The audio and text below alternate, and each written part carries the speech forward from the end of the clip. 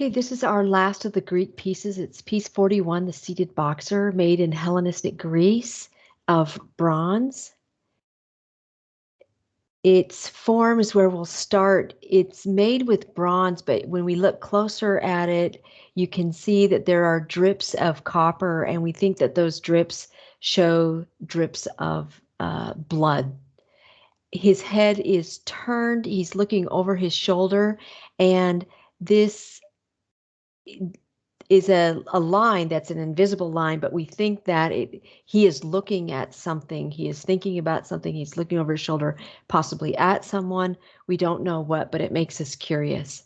He has deep cuts on his face.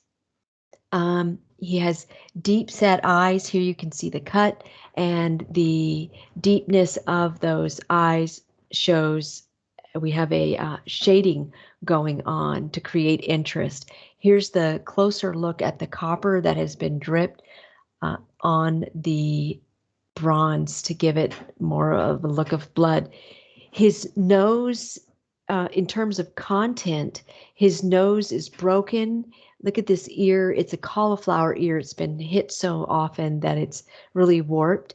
His right eye is more swollen. He's breathing through his mouth. It looks like his nose is plugged, possibly with some blood. He, his lips kind of turning inward. Perhaps he has lost some teeth. He's really in some super sad, rough shape. The function of this boxer statue, is he showing the boxing culture of ancient Greece, or is he a votive, kind of a statue to honor boxers and to encourage boxers? The ancient Greeks, in terms of context, they would have had this Hellenistic appeal to the emotions rather than to the intellect on this at this point in history. And so they are working the statues not just to show the ideal form, although he's got an ideal form, right? But they're more about showing getting some emotion from us.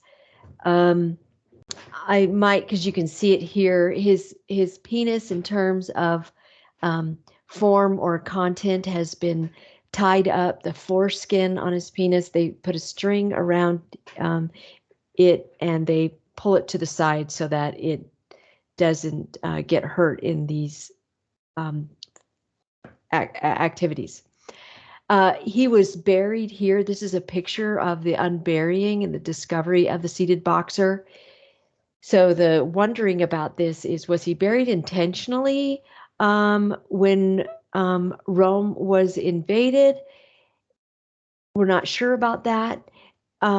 We also don't know contextually, kind of the votive idea that was that function, because we see that his hand right here and his foot look like they've been touched more than normal. So was he touched before somebody went into the ring?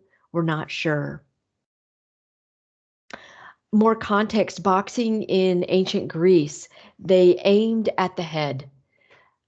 So that's why he's got so many marrings there. They would have one opponent after the other. You can see from his gloves that these were tied on. Look at all the strings going on to tie these on. And so it's not a quick on and off. So once he finished one round, if he survived, he would go in to face another boxer. And then if you saw a boxer on the street, you would have honored that person because all of these facial marrings just showed this man is a super, super athlete. So this is our seated boxer.